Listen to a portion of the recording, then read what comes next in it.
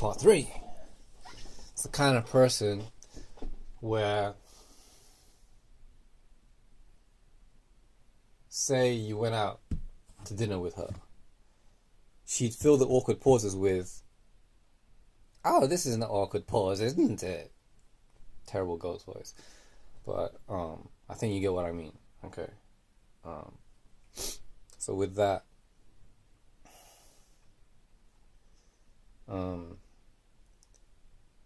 even in scene, she's the one that talks the most when it comes to improvisation. And another thing that annoys me about her is all girls are required to have their hair tied back. Why? It's so we can make eye contact with them. And she has, not long, but she has, I think the term is frizzy,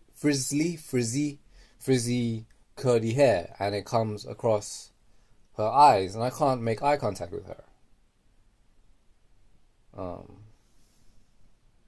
Maybe it's a comfort thing for her. Maybe she's not comfortable having her hair tied back.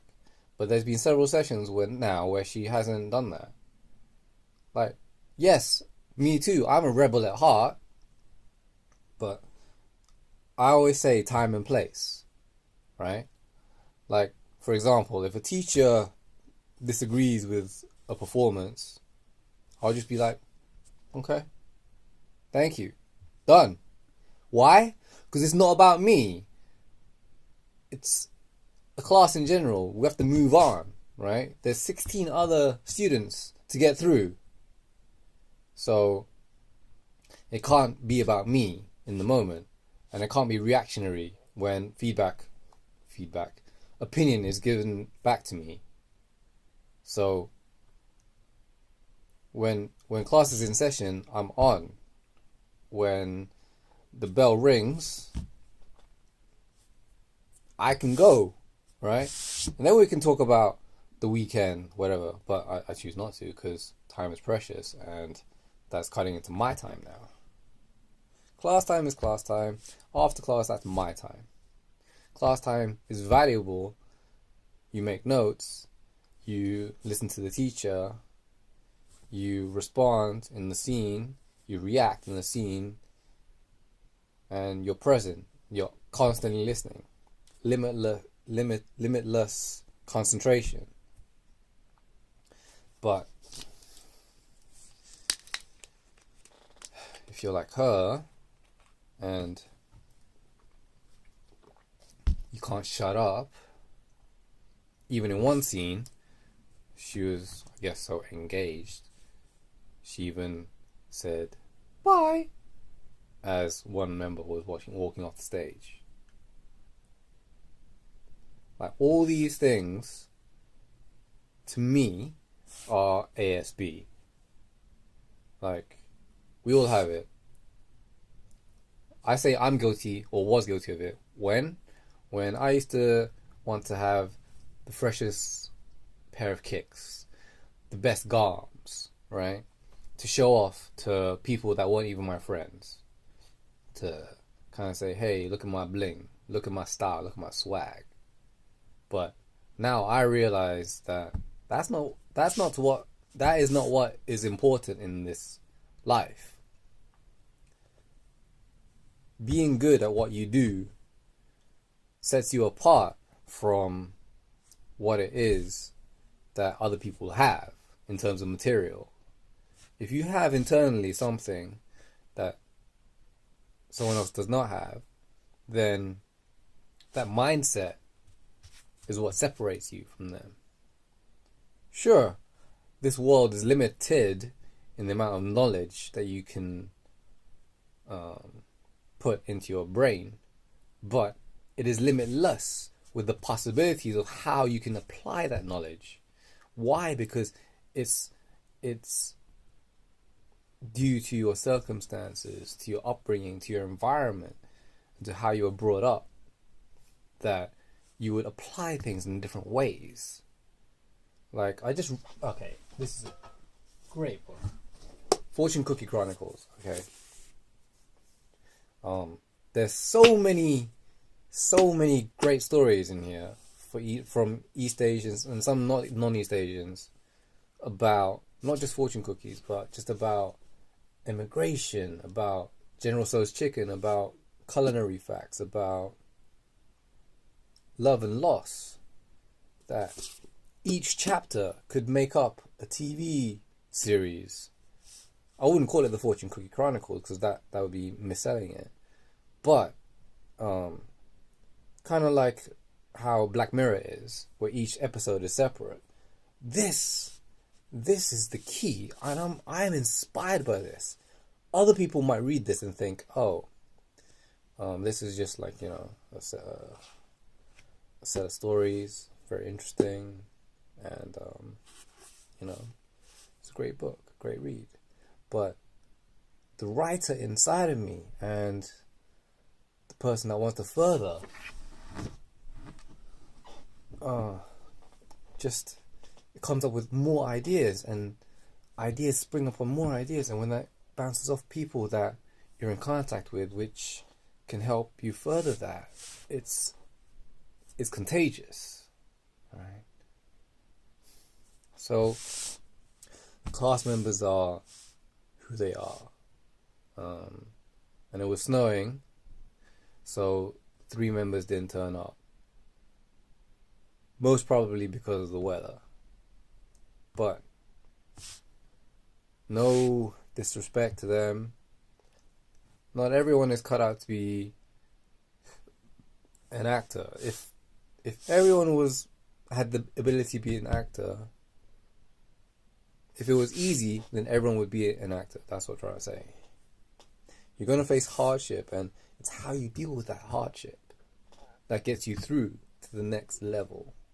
Yeah?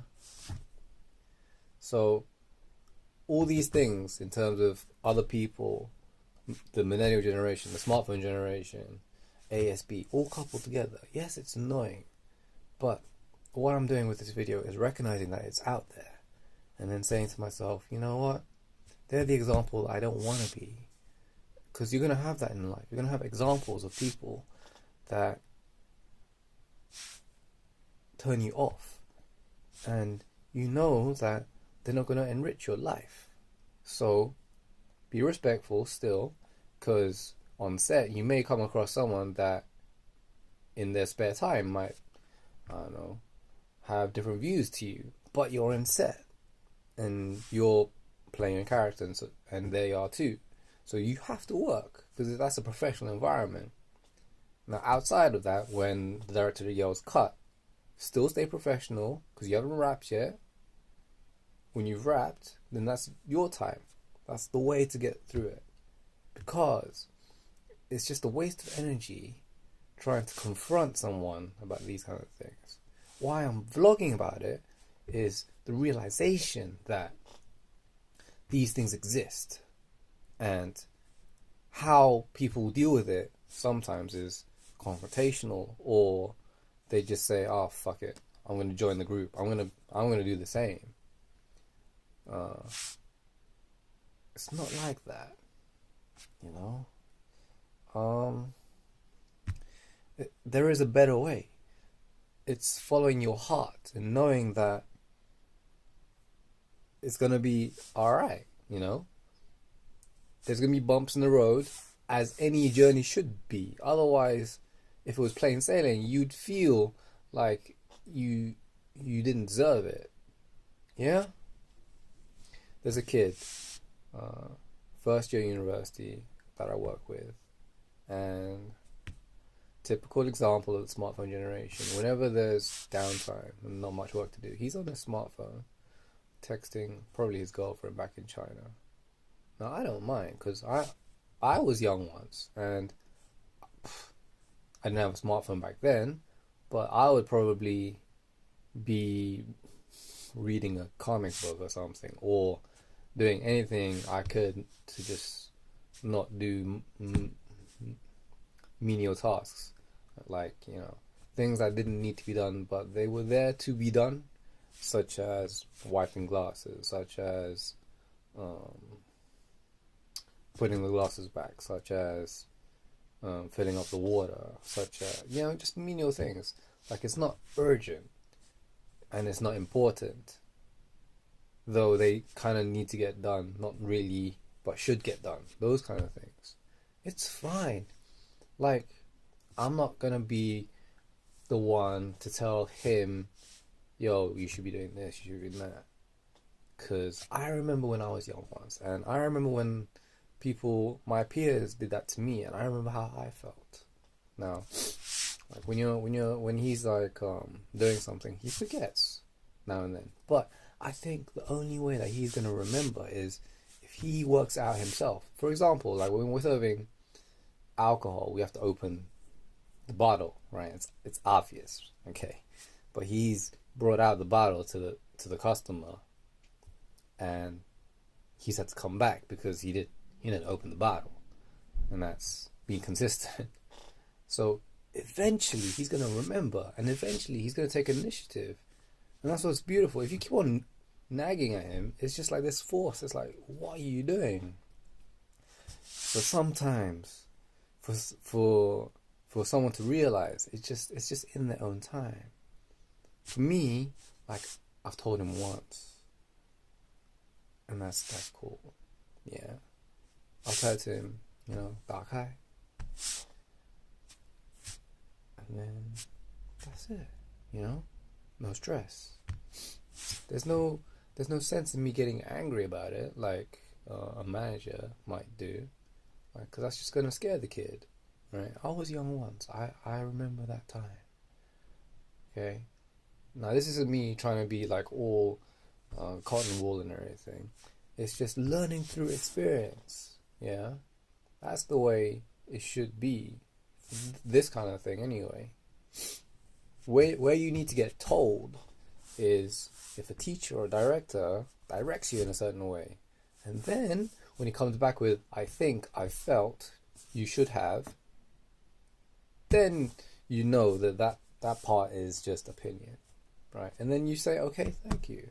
If he goes, I loved blah blah blah, I liked da da da, then you also say, yes, thank you. Negative and positive, say thank you, move on, done. All right. I can't believe I just spilled that.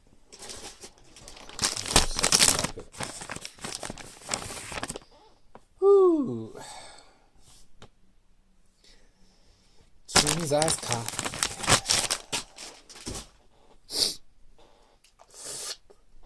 Alright. Let's cut this video short.